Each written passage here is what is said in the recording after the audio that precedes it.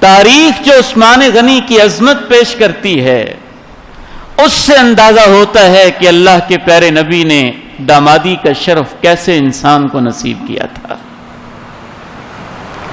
شرم و حیا کا کیسا پیکر تھا، اخلاق کی کس عظمت کے اوپر استوار تھا، کردار کی کتنی بلندی تھی جو عثمان غنی رضی اللہ تعالی عنہ کو رب کریم نے نصیب کی تھی۔ مالدار گھرانے سے تعلق رکھتے تھے جو مکہ کے اندر معزز سمجھا جاتا تھا۔ جیسے آپ لوگوں کے ہاں ایک قبیلہ ہوتا ہے، پھر برادری ہوتی ہے، پھر آگے برادری کے اندر بھی مختلف شاخیں بن جاتی ہیں۔ قریش کا خاندان تھا، قریش کے آگے 12 تقریباً مختلف چھوٹی چھوٹی برادریاں ان کے بطون تھے۔ ان میں سے امیہ کا خاندان، یہ بنو ہاشم اور بنو امیہ دونوں قریش کے بڑے سردار قسم کے خاندان تھے۔ ان سے تعلق تھا سیدنا عثمان ابن عفان رضی اللہ تعالی عنہ و ارضاہ کا۔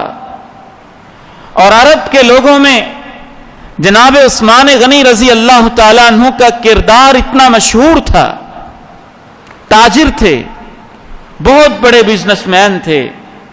ان کے والد محترم دور جاہلیت میں فوت ہو گئے تھے،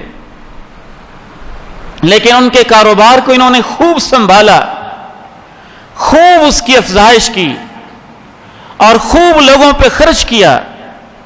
حتیٰ کہ عرب کی عورتیں جو اپنے بیٹے کے ساتھ محبت کا اظہار کرتی کہ بیٹا مجھے تجھ سے محبت ہے، بیٹا میں تجھ سے پیار کرتی ہوں، کچھ عورتیں اپنے بیٹوں کو لوریاں دیتے ہوئے اور کچھ جوان بیٹوں سے محبت کا اظہار کرتے ہوئے، اور کچھ عرب کے لوگ ایک دوسرے سے محبت کا اظہار کرتے ہوئے یہ شعر پڑھتے: احبک والرحمن حب قریش لعثمان، بیٹے میں تجھ سے اتنی محبت کرتی ہوں جتنا قریش کا خاندان عثمان بن عفان سے محبت کرتا ہے۔